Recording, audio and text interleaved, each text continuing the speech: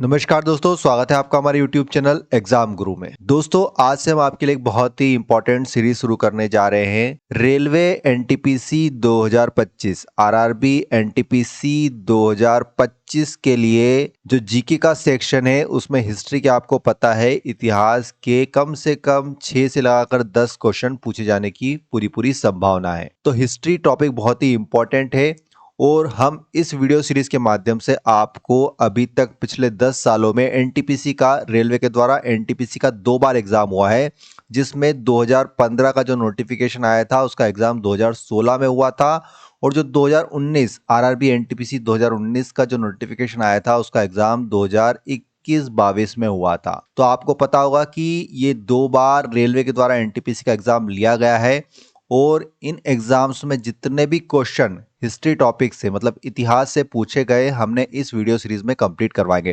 Total हमारे पास 1100 questions हैं, 1100 questions हमने बनाए हैं और कौन सा क्वेश्चन किस साल पूछा गया है और किस शिफ्ट में पूछा गया है, कौन सी स्टेज में पूछा गया है, हमने यहाँ पर हर क्वेश्चन के नीचे दिया हुआ है। इस प्रकार टोटल हम आपको 1100 क्वेश्चंस कंप्लीट करवा देंगे आरआरबी एनटीपीसी 2025 के लिए। तो ये मान के चलिए कि 1100 क्वेश्चंस अगर आपने अच्छे से समझ लिए, देख लिए, तो आपके 1100 क्वेश्चंस ही नहीं होंगे, क्योंकि हर क्वेश्चन में मैं आपको 2 से 3 फैक्ट्स भी दूंगा। तो इस प्रकार आपके 4 से 5,000 क्वेश्चंस पूरे कंप्लीट हो जाएंगे और ऐसे क्वेश्चंस जो कि रेलवे के द्वारा पिछले 10 वर्षों में एनटीपीसी के द्वारा 2 बार पूछे गए, 2 बार एग्जाम हुआ है, 2016 और 2021-22 में। तो बहुत ही महत्वपूर्ण यह सीरीज है और मैं आपको टॉपिक वाइज बताऊंगा। हिस्ट्री में हमने पूरा कंप्लीट एक डिवाइड कर लिया है। जैसे कि अगर हिस्ट्री की बात की जाए तो यहाँ पर हमने प्राचीन इतिहास पढ़ाऊंगा पहले, फिर मध्यकालीन इतिहास और फिर आधुनिक इतिहास।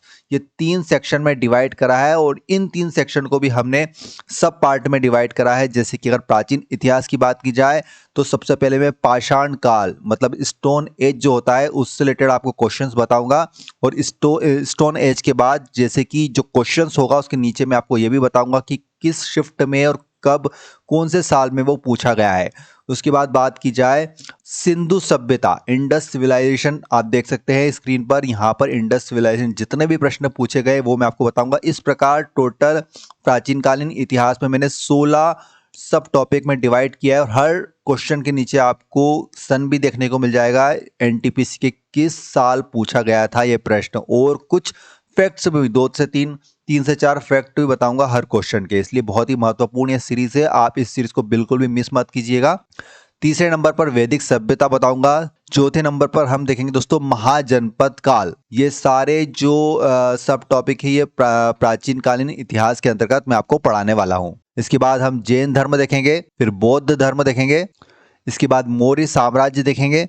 इस प्रकार में आपको टोटल ये मान के चलिए कि इसमें जो प्राचीन इतिहास में 16 टॉपिक्स सब टॉपिक्स कंप्लीट करा दूंगा और उसी प्रकार में आपको मध्यकालीन इतिहास और आखिरी में आधुनिक इतिहास। इसलिए टोटल हमारे इसमें क्वेश्चंस की जो संख्या हो जाएगी दोस्तों वो हो जाएगी लगभग 1100। तो ये सीरीज बहुत ही महत्वपूर्ण है, इसलिए आप इस सीरीज का एक भी वीडियो मिस मत कीजिएगा। डेली जितने क्वेश्चंस हो पाएंगे हम कंप्लीट करेंगे, मैक्सिमम क्वेश्चंस कंप्लीट करेंगे और आप भी कोशिश कीजिएगा कि एक नोट्स बना लीजिए जिससे कि आपको एग्जाम के पहले एक बार रिवाइज कर लें 2-3 दिन पहले, तो आपका हिस्ट्री का एक भी क्वेश्चन नहीं छूटेगा। देखिए 6 से 10 क्वेश्चन आने वाले हैं, इसलिए बहुत ही महत्वपूर्ण यह सीरीज है।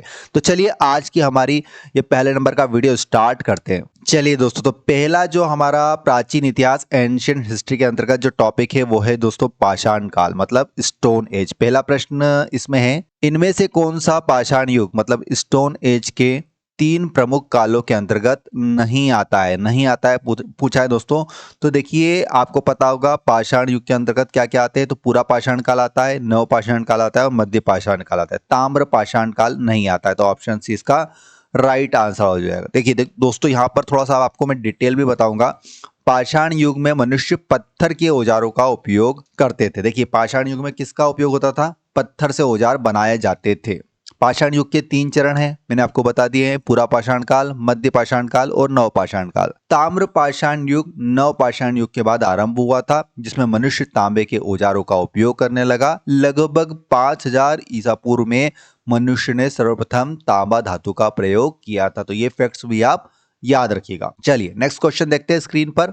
ये क्वेश्चन देखिए, पहला जो क्वेश्चन था वो 2021 के आरआरबी एनटीपीसी के एग्जाम में स्टेज 1 में पूछा गया था और शिफ्ट 1 में पूछा गया था। दूसरा प्रश्न दोस्तों इस टॉपिक से पूछा गया था, भीमबेटका की गुफाओं की खोज कब हुई थी। देखिए भीमबेटका आपको पता होगा, नाम आपने सबने सुना होगा, कहां पर है ये भी मैं आपको बताऊंगा देखिए डिटेल में। तो भीमबेटका की गुफाओं की खोज कब हुई थी, तो ये हुई थी दोस्तों 57-58 में, याद रखिएगा 1957-58 में भीमबेटका की गुफाओं की खोज की गई थी।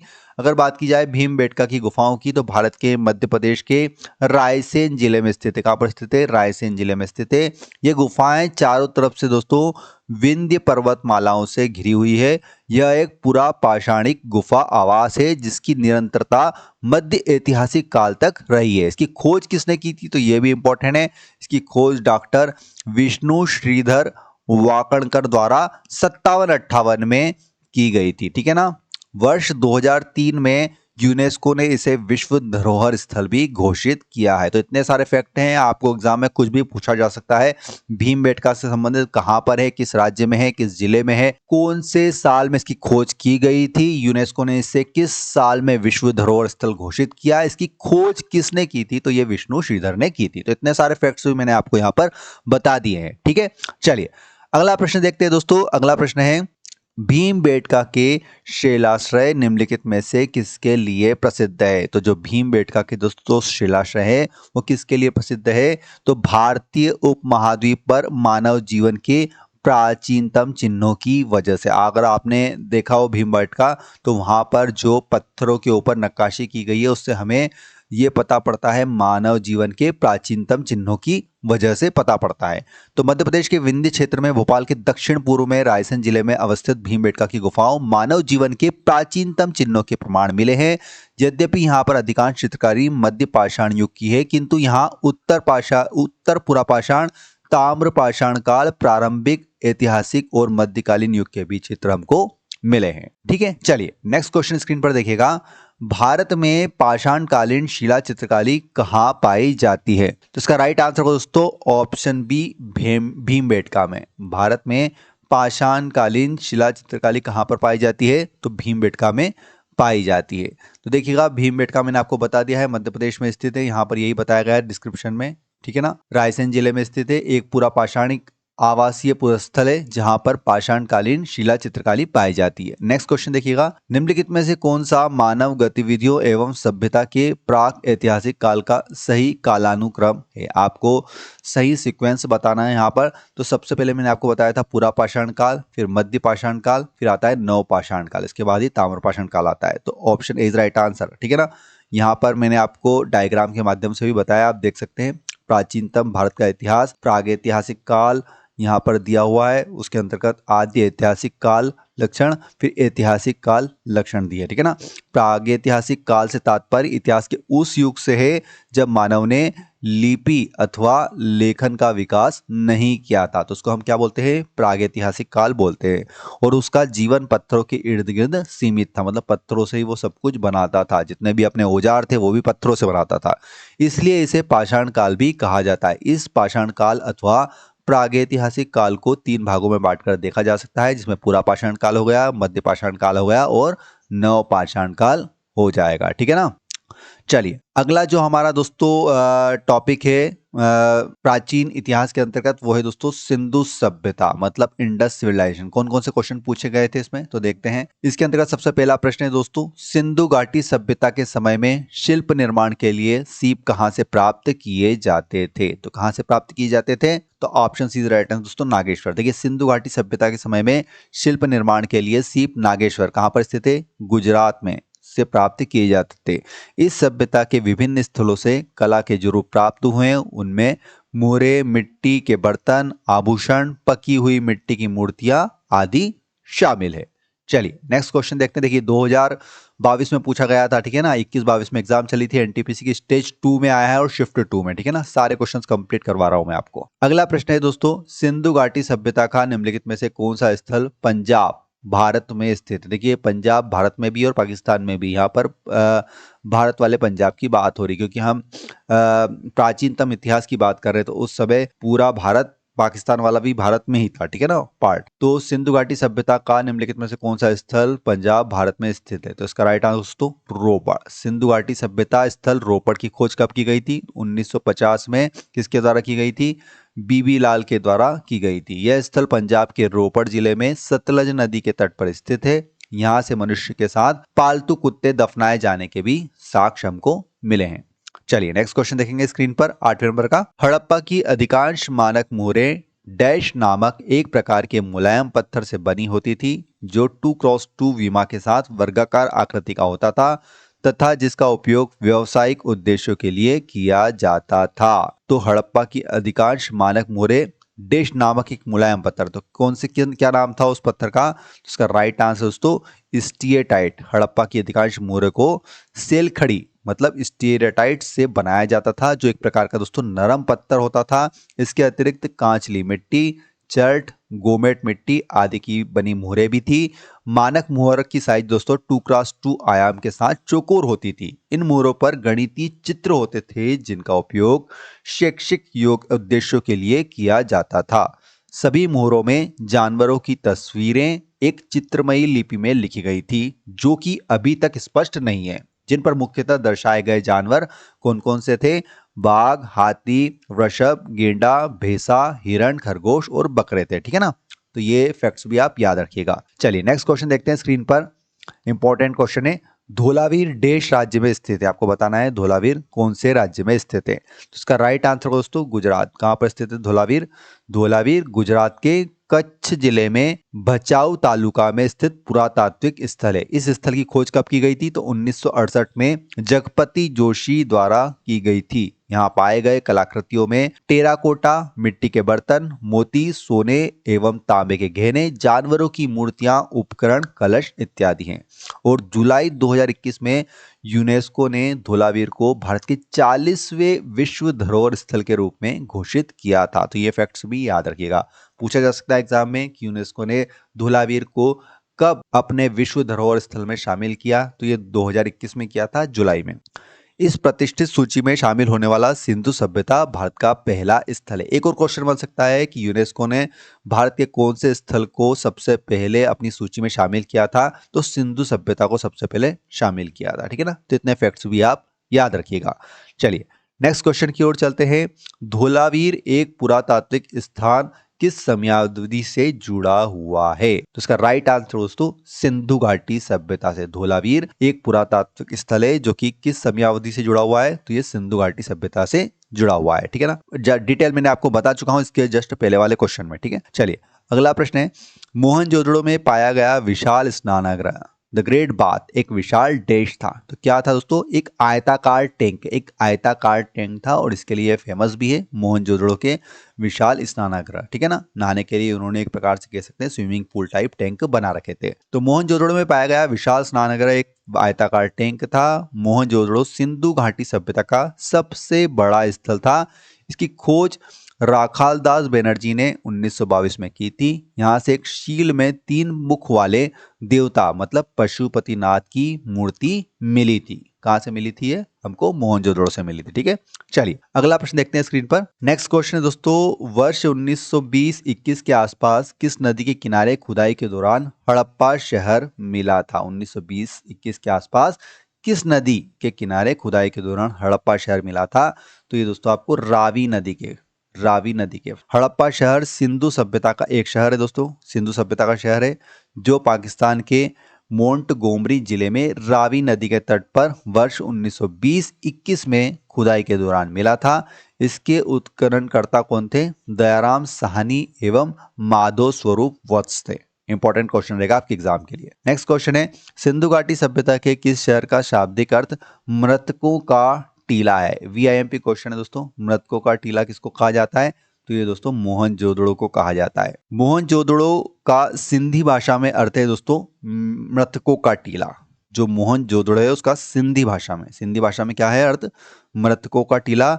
यह दुनिया का सबसे पुराना नियोजित और उत्कृष्ट शहर माना जाता है। मतलब बिल्कुल व्यवस्थित ढंग से बसाया गया, दुनिया का सबसे पुराना व्यवस्थित ढंग से बसाया गया शहर माना जाता है। यह सिंधु घाटी सभ्यता का सबसे परिपक्व शहर है जो सिंधु नदी के दाएं किनारे लरकाना जिले में स्थित है। इसकी खोज राखलदास बनर्जी ने 1922 में की थी। कब की थी? 1922 में। किसने की थी? राखलदास बनर्जी के द्वारा। चलिए नेक्स्ट क्वेश्चन देखिएगा, मोहनजोदड़ो शब्द का अर्थ क्या है? मोहनजोदड़ो शब्द का अर्थ क्या है? तो मैंने जस्ट आपको बताया है, मृतकों का टीला कहा जाता है सिंधी भाषा में मोहनजोदड़ो को। ठीक है, चलिए अगला प्रश्न देखिएगा, मोहनजोदड़ो कहाँ पर स्थित है? तो मोहनजोदड़ो दोस्तों सिंध में स्थित है। कहाँ पर स्थित है? सिंध में। मोहनजोदड़ो का सिंधी भाषा में अर्थ मैंने आपको बता दिया, मृतकों का टीला। यह सिंध कहाँ पर है? पाकिस्तान में के लरकाना जिले में सिंधु नदी के तट पर स्थित है। खोज मैंने आपको बता दी है 1922 ईस्वी में। किसने की थी? तो राखलदास बनर्जी ने की थी। यहाँ की शासन व्यवस्था राजतंत्रात्मक न होकर जनतंत्रात्मक थी। चलिए नेक्स्ट क्वेश्चन देखिएगा, हड़प्पा सभ्यता का कौन सा शहर विशिष्ट रूप से मनके बनाना, सीप काटना, धातु की वस्तुएं बनाना, मुहर बनाना और तराजू का निर्माण करना आदि कार्यों सहित शिल्प उत्पादन के लिए समर्पित था? तो कौन सा शहर था दोस्तों? चन्हुदड़ो। मोहनजोदड़ो के 80 मील दक्षिण में स्थित क्या था? चन्हुदड़ो की खोज किसने की थी? 1931 में एमजी मजूमदार ने की थी। यहाँ सेंधवा संस्कृति के अतिरिक्त प्राक हड़प्पा संस्कृति, जिसे झूकर एवं झाकर संस्कृति कहते हैं, के अवशेष भी मिले हैं। यहाँ के निवासी दोस्तों कुशल कारीगर थे। इसका प्रमाण इस बात से मिलता है कि यहाँ पर दोस्तों मनके, सीप, मुहर, मुद्रा बनाने का प्रमुख केंद्र था। मतलब यहाँ के लोग बहुत ही कलाकार लोग थे, कारीगर लोग थे। यह एकमात्र स्थल है जहां से वक्राकार ईंटें मिली है। मतलब कैसी ईंटें मिली हैं? वक्राकार ईंटें मिली हैं। ठीक है ना, तो इंपॉर्टेंट क्वेश्चन रहेगा अभी। नेक्स्ट क्वेश्चन देखिएगा दोस्तों, सिंधु घाटी सभ्यता के निम्नलिखित में से किस स्थल को सबसे पहले खोजा गया था? सिंधु घाटी सभ्यता के निम्नलिखित में से किस स्थल को सबसे पहले खोजा गया था? उसका राइट आंसर दोस्तों हड़प्पा स्थल को सबसे पहले खोजा गया था। तो देखिए दोस्तों, सिंधु घाटी सभ्यता के जो हड़प्पा स्थल है उसका उत्खनन कब किया गया था? तो 1921 में किया गया था, दयाराम साहनी द्वारा कराया गया था। इस प्रकार इस सभ्यता का नाम हड़प्पा सभ्यता रखा गया तथा यह सभ्यता सिंधु नदी घाटी में फैली हुई थी, इसलिए इसका नाम सिंधु घाटी सभ्यता रखा गया। 1922 में राखलदास बनर्जी ने मोहनजोदड़ो की खोज की थी।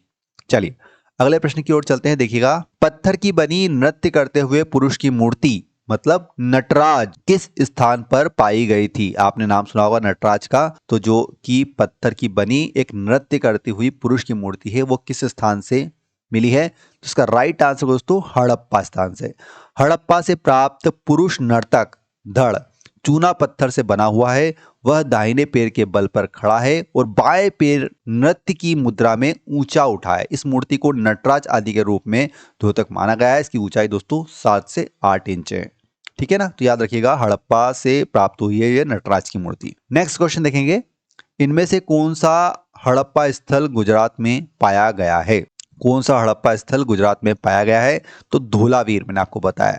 हड़प्पा युगीन नगर धोलावीर को संयुक्त राष्ट्र शैक्षिक, वैज्ञानिक और सांस्कृतिक संगठन मतलब यूनेस्को ने विश्व धरोहर सूची में शामिल कर लिया है। यह गुजरात के रण ऑफ कच्छ में खादिर बेट द्वीप पर स्थित है। यह वैश्विक धरोहर की सूची में जगह बनाने वाला गुजरात का चौथा जबकि भारत का 40वां स्थल है। इसकी खोज मैंने आपको बताया 1968 में पुरातात्विक जगपति जोशी ने की थी। तो ये भी हमने डिटेल में डिस्कस अभी पिछले क्वेश्चंस में कर लिया है। चलिए नेक्स्ट क्वेश्चन देखेंगे, निम्नलिखित में से कौन सा स्थल सिंधु घाटी सभ्यता का हिस्सा नहीं है? हिस्सा नहीं है पूछा है। तो देखिए कौन कौन से हिस्से सिंधु घाटी सभ्यता के हमने अभी डिटेल में डिस्कस कराया। मोहनजोदड़ो हिस्सा है, हड़प्पा हिस्सा है, लोथल हिस्सा है, उरूक नहीं है। सिंधु घाटी सभ्यता के प्रमुख स्थल मोहनजोदड़ो, कालीबंगा, हड़प्पा, धोलावीर, लोथल, राखीगढ़ी थे, जबकि उरूक एक सुमेरियन सभ्यता का शहर है। दोस्तों उरूक कहाँ का है? एक सुमेरियन सभ्यता का शहर है। सिंधु सभ्यता या हड़प्पा के प्रारंभिक स्थल सिंधु नदी के आसपास केंद्रित था, अतः इसे सिंधु सभ्यता कहा गया।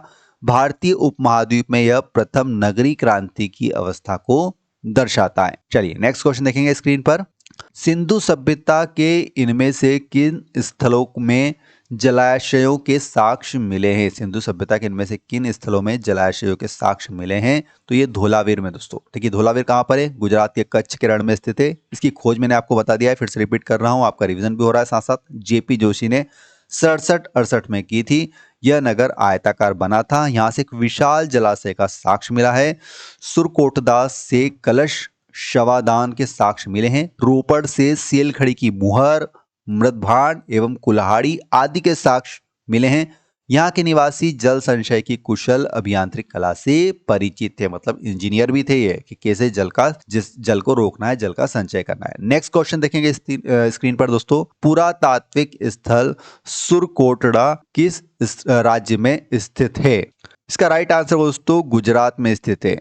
जो सुरकोटड़ा है दोस्तों कहाँ पर स्थित है? गुजरात राज्य में स्थित है। चलिए तो देखिए सुरकोटड़ा या सुरकोटड़ा गुजरात के कच्छ जिले में स्थित है। इस स्थल से हड़प्पा सभ्यता के विस्तार के प्रमाण मिले हैं। 1996 में इस स्थल की खोज किसने की थी? जगदीप जोशी ने की थी। ठीक है ना। सिंधु घाटी सभ्यता के स्थल और राज्य एक बार सब रिवाइज कर लेते हैं हम फटाफट। देखिए धोलावीर, लोथल, रंगपुर और सुरकोटड़ा कहाँ पर है? गुजरात में है। आलमगीरपुर कहाँ पर है? तो दोस्तों ये आपके उत्तर प्रदेश में स्थित है। कालीबंगा राजस्थान में स्थित है। मांडा दोस्तों जम्मू कश्मीर में है। देमाबाद महाराष्ट्र में स्थित है। और रोपड़ दोस्तों पंजाब में स्थित है। तो ये पूछे जा सकते हैं एग्जाम में। मैं बिल्कुल आपको डिटेल में पढ़ा रहा हूँ हिस्ट्री, ठीक है ना। एक भी क्वेश्चन नहीं छूटेगा। 6 से 10 क्वेश्चन आने वाले हैं। एक भी क्वेश्चन आपका गलत भी नहीं होगा और एक भी छूटेगा भी नहीं, अगर अच्छे से फॉलो कर लिया आपने सीरीज को, ठीक है। चलिए अगला प्रश्न देखिएगा दोस्तों 23वें नंबर का। 1944 में भारतीय पुरातत्व सर्वेक्षण के महानिदेशक के रूप में किसने पदभार संभाला और हड़प्पा की खुदाई का जिम्मा लिया? तो इसका राइट आंसर दोस्तों ऑप्शन डी, रेम व्हीलर के द्वारा। देखिए सर रॉबर्ट एरिक मार्टिनर व्हीलर ने 1944 में भारतीय पुरातत्व सर्वेक्षण के महानिदेशक का पदभार संभाला और हड़प्पा की खुदाई का जिम्मा लिया। भारतीय पुरातत्व सर्वेक्षण का प्रमुख कार्य राष्ट्रीय महत्व के प्राचीन स्मारकों तथा पुरातत्वीय स्थलों और अवशेषों का रखरखाव करना होता है। यह संस्कृति मंत्रालय के अधीन है। वर्तमान में भारतीय पुरातत्व सर्वेक्षण की महानिदेशक कौन है? V Vidyavathi. Option D is right answer. चलिए नेक्स्ट क्वेश्चन देखिएगा स्क्रीन पर। प्रसिद्ध सिंधु घाटी स्थल मोहनजोदड़ो की पहली बार खुदाई किस प्रख्यात भारतीय पुरातत्वविद द्वारा की गई थी? तो मैंने आपको बताया है आर.डी. बैनर्जी के द्वारा थी। मोहनजोदड़ो का शाब्दिक अर्थ तो मैंने आपको बता दिया है, मृतकों का टीला है। कहां पर है? तो पाकिस्तान के सिंध प्रांत के लरकाना जिले में सिंधु नदी के तट पर स्थित है। इसकी खोज किसने की थी? तो राखलदास बैनर्जी ने 1922 में की थी। मोहनजोदड़ो का सबसे महत्वपूर्ण स्थल क्या था दोस्तों? विशाल स्नानागार है।